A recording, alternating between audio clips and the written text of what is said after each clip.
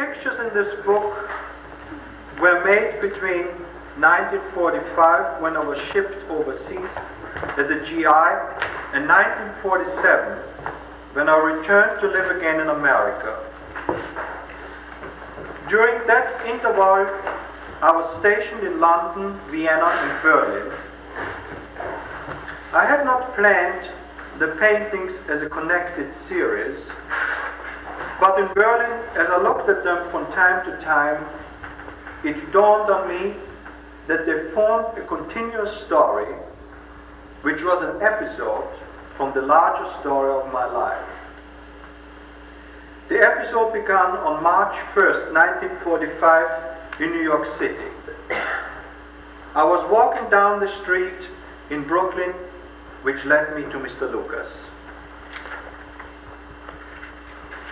I loved Coney Island, and 18th Street was my favorite street. I had come this way many times before, but now I thrilled myself with the thought that this might be the last time. I felt quite alone in it, though I knew that behind those millions of neatly piled bricks, thousands of windows, and hundreds of numbered doors, many people were living. I walked down the street and looked at everything, while the tapping of my footsteps echoed from the opposite row of apartment buildings. Then it happened. A white lace curtain came billowing out of a bay window, and there was a sound of a piano playing Für Elise by Beethoven.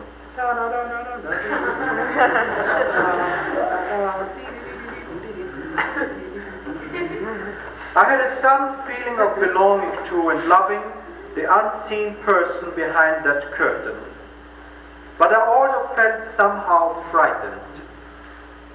This all had happened before.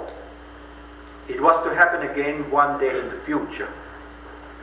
Beethoven faded, overwhelmed by number 5 on the jukebox hit parade coming from the drugstore. Candy, I call my candy sweet. I guess I'm sweet. I stopped in and bought 2 vials for Mr. Lucas. Mr. Lucas had worked as a bricklayer in England, France, and Italy, and with the money he earned, he bought statues and bronzes. Returning, he built a house in a garden surrounded by a high brick wall as a home for his idols. Until recently, one could see from this garden only the tops of the neighboring trees and the sky above. But lately, Oscar Myers had put up a high red neon sign, and a huge steaming Frankfurter now winked every 5 seconds into Mr. Lucas' shrine. Picture.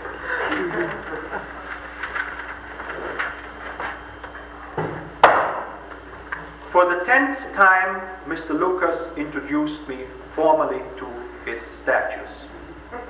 This is Hermes, he said, leading me around the place. Beautiful, a beautiful head. Oh, this is poor Romeo bending over his beloved dead Juliet. Here we have an ancient group, happily married Philemon and Waldsee. They are changing into trees. Oh, this is Jeanne d'Arc in her armor. And this is Dante. He spoke the name like a prayer. Lucas and I were not close friends. I doubt that I ever penetrated into his world. But still, this absurd gallery, each piece representing some ideal, formed a link between us. There had been busts in my home. I once broke one when I was a boy, and my father was angry for weeks. Old Lucas talked more than usual today, but he didn't talk to me. It was as though he was addressing a multitude. He rambled on about the catastrophe which would soon engulf all mankind. He spoke in Italian and French and became louder and louder. He pointed to the inscription carved over the door to the street, and he said, This is Dante speaking to all men. Through me you pass to the city of greed. Through me you pass to eternal torture. Through me you pass to the lost people. Pointing out the door to the street, he shouted, all those poor souls out there, they're in hell, because they've lost their belief in everything good and beautiful. They have lost their insight forever. They have become an abomination. Suddenly, he was aware of my presence, and he pointed a trembling finger at me. You, sir, I saw some poisonous infection in this house. You are one of them. Out you go, out, out! I was so flustered I forgot to give him the 2 wild owls.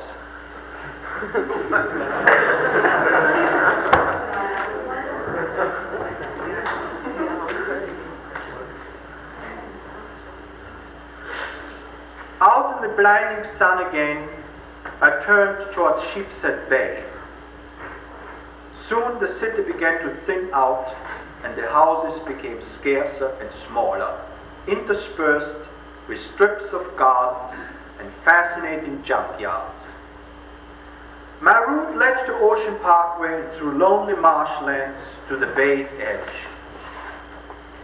The fishing boat was still lying in the shallow water as it had been last year. Boys were always playing on her deck, swinging on the rope. One would jump up and hit another boy. They would chase one another off the deck, down the gangplank, through the mud, up the gangplank, on the deck. They would sun themselves and then swing and swing and swing for hours. They are not normal, I thought. One day these little boys caught an octopus. They turned it on its back. One boy took his pocket knife and plunged it into the soft white belly. A thin red water came oozing out of the wound and ran down the white sides. They cut the octopus into 4 pieces and threw them back into the water. This didn't interest me too much. Because it occurred to me at this moment that Mr. Lucas does not live in Brooklyn. He lives in Washington, D.C. Oh well, I thought. Now the water was chopping against the boat. The sun began to set, and the little boys were gone.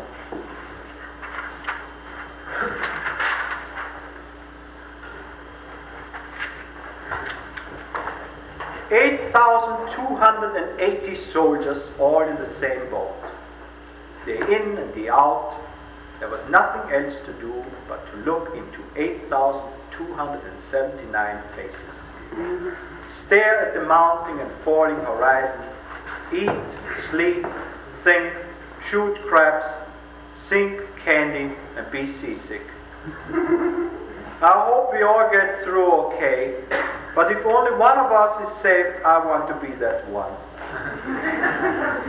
I felt like a bastard for thinking it, but I knew that all the others had the same thought and that they too felt like bastards. That made us all buddies.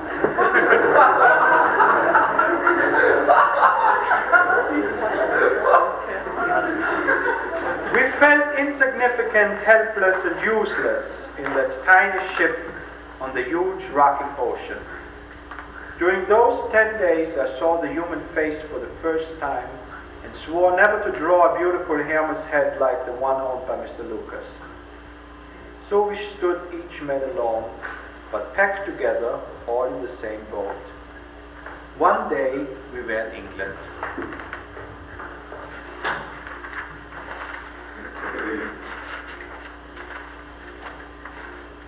At first, London was bewildering because of the unfamiliar shapes of ordinary things, the rows of twisted chimney pots, the endless grill work, the unfamiliar sound of spoken language, the round red letterboxes, the policemen's tall hats, the bleat of taxi horns. But soon many places hypnotized me and had to come back to them many times.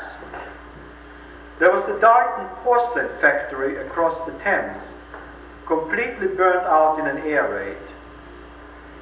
It was like the paper houses we made when we were children. Yellow and red brick buildings with neat white roofs and towers. They came in flat printed sheets, which we had to cut out and glue them on pieces of heavy cardboard, which my father got from the shoe store. The cardboard always had the word Vienna Project on them, and a picture of elegant ladies and gentlemen strolling arm in arm through the Vienna Project. The glue we used smelled fishy, and we always misplaced the sticky cap for the tube. We were obsessed with this work, and we used to sit at it for hours. And every hour the musical clock played La Paloma, breaking off the tune like an unfinished sentence.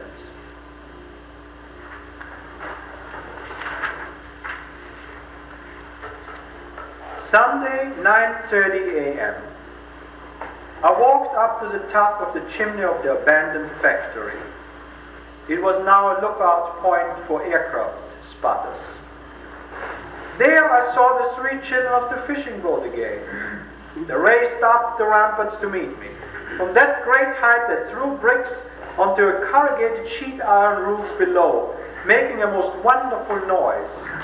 This drove the policeman down there crazy. He ran like an insect towards the smokestack. The kids would chase down the winding staircase and over the broken ceramics towards the railroad path. They ran into houses, out through windows. They sat quietly for a moment or drew with chalk on the pavement. Little man and fat woman, and wrote, "Sammy loves Mabel," or the beat of a strange kid. And then the whole thing would repeat. From high up there one could watch these little scenes overlooking the city at the same time. The pub on the corner next to the railroad overpass, the bridges, buildings and monuments, the green of squares and parks in between. Down there is Marble Arch. Over there you can see Madame Tussauds waxworks. And over to the right lies Petticoat Lane.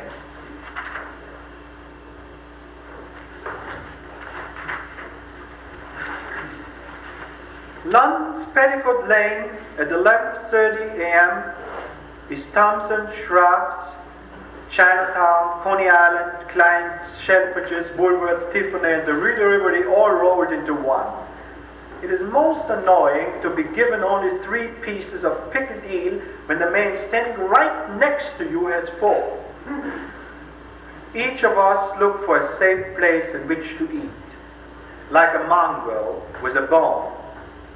Dozens of jaws snapping at pickled eels, fish and chips, and mustard pickles. Just a few feet from us I see the mirrored image of a girl. She has the same carnivorous, self-absorbed expression that we have, but her jaws are stiff. She's trying on a new coat.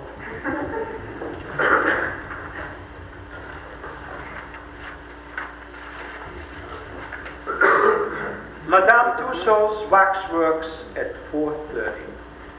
The pushing crowds spoke in hushed tones.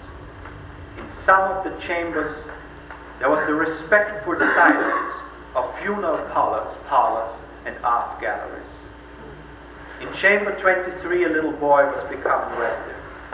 "I don't like it here," he whimpered. "I want to go home." His mother comforted him. "You don't have to be scared, darling. They ain't real. They're made out of wax."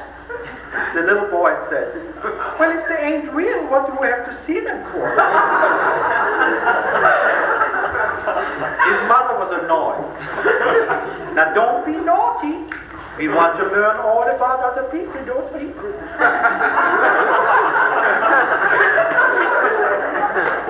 Charles, the guide, greeted me with his oldest joke. "Keep moving, Henry," he said, "or the people will think you're an exhibition."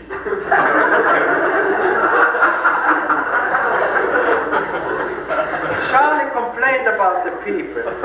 "They have been stealing beheading knives again," he said, "and whips with lead balls on them, and disembowelling tools and high hooks and some squeezers. What do they want with those damn bloody things? I didn't tell him.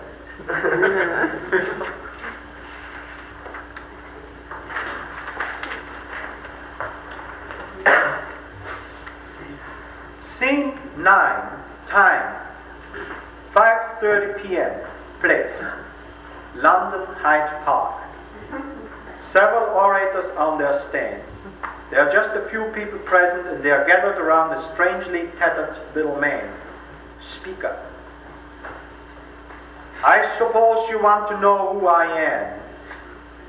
I have been called by the name Jeremiah and sometimes Savonarola or Isaiah, but it's of no consequence. I have news for you. Today, an hour ago, I spoke with the Lord Jesus Christ on the divine telephone. Voices from the crowd. Cuckoo, cuckoo, sacrilege, hear, hear. Speaker, he told me to give you this message. It is a quotation from Dante. Per mi si va nella città dolente, per mi si va nell'altro dolore, per mi si va tra la battuta gente. Voices. Sounds like Greek to me. That ain't Greek, it's Chinese. Ha! Speaker, you are certainly standing before the gates of hell. No more ideals.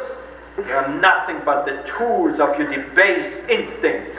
The crowds. Barks makes hissing noises, birds call, wolf call, they grunt like pigs and imitate homosexuals with high voices in family gestures. You are decadent.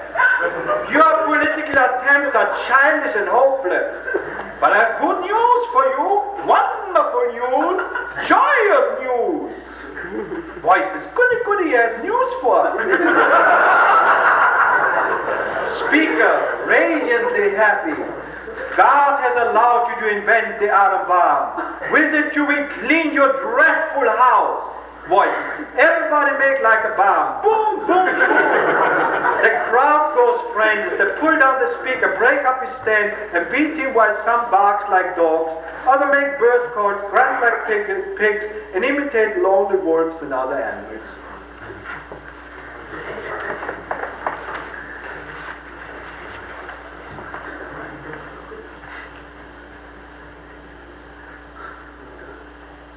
At 6:30 p.m., the panting tunes of Candy, played on an accordion, come climbing up to me on the smokestack.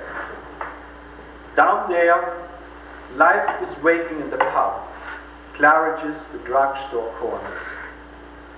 The man who eats pickled eels and the mirror girl from Petticoat Lane are dancing together, lost in their separate illusions.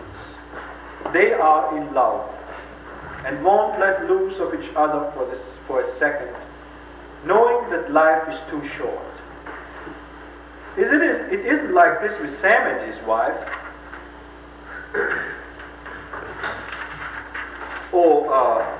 Sammy is the guy down in the hole. He goes down there to get away from his wife, whom he hates. Not even their 5 children could bring them together.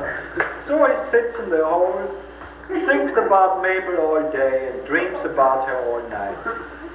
Mabel is just like his wife, only fatter.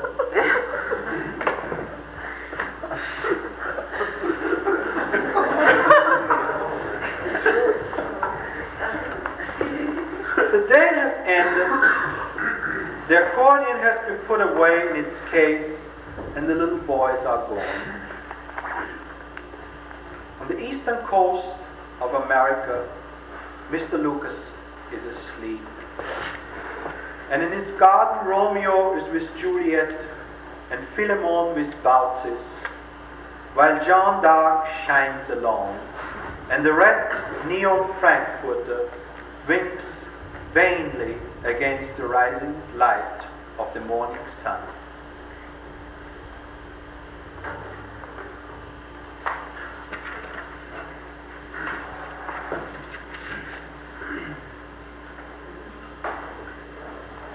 One day, I knew that I would soon be leaving London. So I walked again the paths I had come to know. I I came upon an empty square which had been firebombed. All life seemed to be burnt out behind the shells of the window panes. No sound.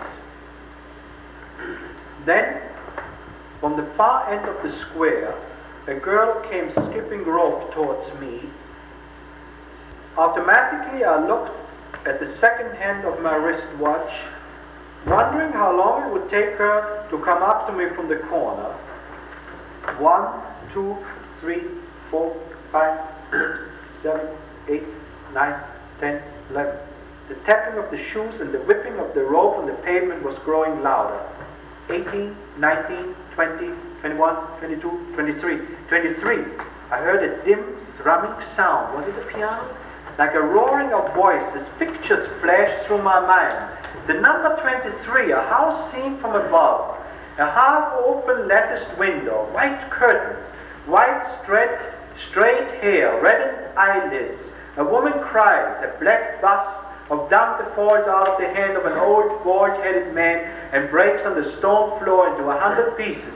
A huge cartoon of the damnable Jews painted over the railroad station.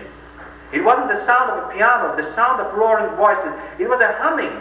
The hum grew stronger and stronger, drowning out the tapping of the shoes and the whipping of the rope, swelling to a mighty roar under which the air and earth was vibrating. 27, 28, 29, 30. A fleet of planes swept overhead. Their shadows swept the squares. The girl with the skipping rope had passed me.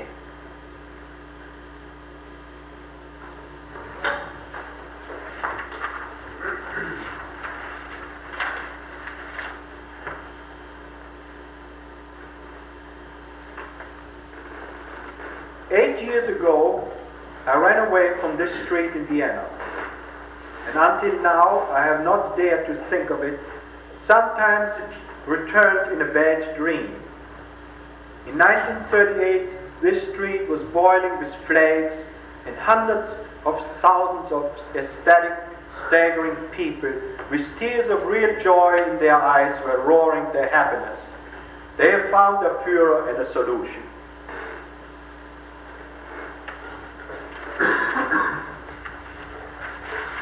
This is Karl Strunz and his wife. They are now used up. They're old and hopeless. Their 2 sons are dead, and their daughter prostitutes herself for candy bars. They hate their neighbors, the scorched pavement, and the ruined buildings all around them. Last winter they burned the last of the benches marked for Aryans only. Now they have to sit in their cart. Herr Strunz is not too tired to complain about trifles. One doesn't even know where one lives anymore. First it was Habsburger Straße, then it was Karl Marx Straße, then they named this little street up, this big street after little Dollfuss. The Nazis called it Horst Wessel Allee, and now it is Heinrich Heine Straße. His wife is irritated by this. Don't tell me about it, you old windbag. Go tell the Bürgermeister. What really bothered Herr Strunz is that only this morning he had to sell his secret collection of photographic postcards for 10 cigarettes. I know all this because I bought them.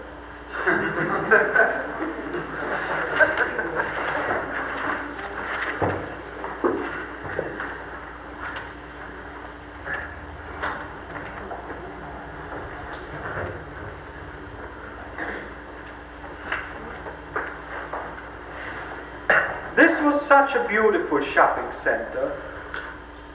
There were so many acacia trees, but the smell of acacia was always overpowered by the aroma of fish fried in deep fat. That store was the Wiener shoe store. I wish I had a silver shilling for every pair I bought there. Now I could save money. All I have is a left shoe. By the way, they tell me that a new lightweight artificial limb has been developed that can do just everything. It's made of an old airplane. That heap of rubble over there used to be Hoffman's pastry shop. I know. because I used to work there. It was famous. People came from miles away to buy the Napoleon eclairs. They were made with a secret recipe, but I guess it won't hurt to tell it now. The shell had to be baked at 400 degrees for exactly 17 minutes.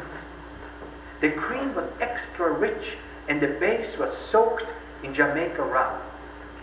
We couldn't make them fast enough. People literally tore them out of our hands.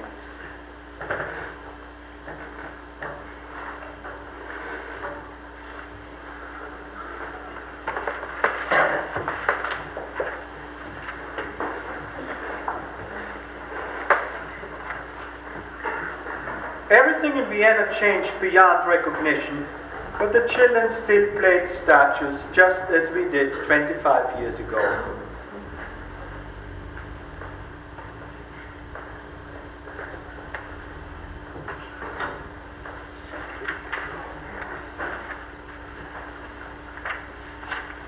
Trolley number 5 goes to the amusement park, the Prater. The blonde carries the bouquet of lilac as though she loves flowers, but she holds them head down. Sometimes it seems that they all love flowers. But a friend of mine who is a surrealist says that one day he followed several flower lovers home and peeped through the keyhole. They beat the flowers to death with sticks.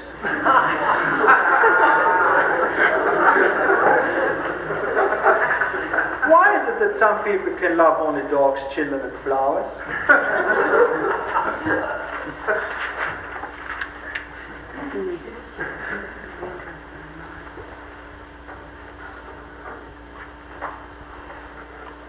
To the chestnut-haired angel at table 9. I'm in love with you. Eyes, blue as the violet on the meld. Your sweet turned-up nose. Your cherry-like mouth. Your seductive chin. Would you please glide over to me to let me make your honorable acquaintance? I'm burning with longing. The gentleman on table 18. Letters like this were written in this restaurant, which was named the Merry Widow, and then carried by the waiter from one table to another, while Franz Lehrer conducted his igniting waltzes.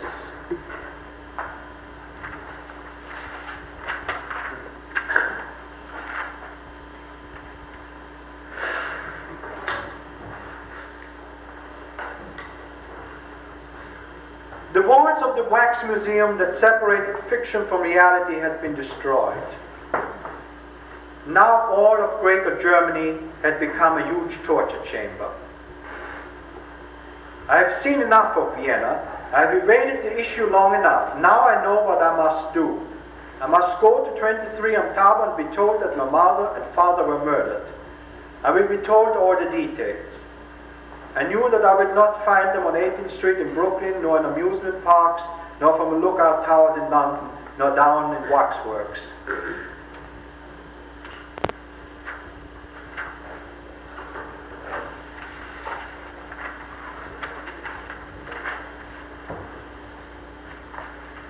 On the corner on Tauber, a grocery store was open. The only store spared in the whole street. Frau Busch stood in the door. It was she who told me what I had known all the time. Her voice was unmoved. It had an undertone of satisfaction, but tears formed in her eyes and rolled down her grayish cheeks. I walked down the street while the tapping of my footsteps echoed from the opposite row of ruins. Now I was truly alone. Behind those millions of bricks and thousands of window holes and hundreds of once numbered doors, nobody was living. A puff of wind blew through the broken building, and there was the sound of a piano playing some Beethoven. I looked up to the room in which I was born. I loved and belonged to that empty space behind the torn lace curtain. The playing of Beethoven grew louder and more distinct. Human voices mixed with the orchestra. It was the last movement of the Ninth Symphony. Freude schöner Götter, Vogel, doch woraus Elysium, Liebe tötet beide Tugenden, küsse das Heiligtum.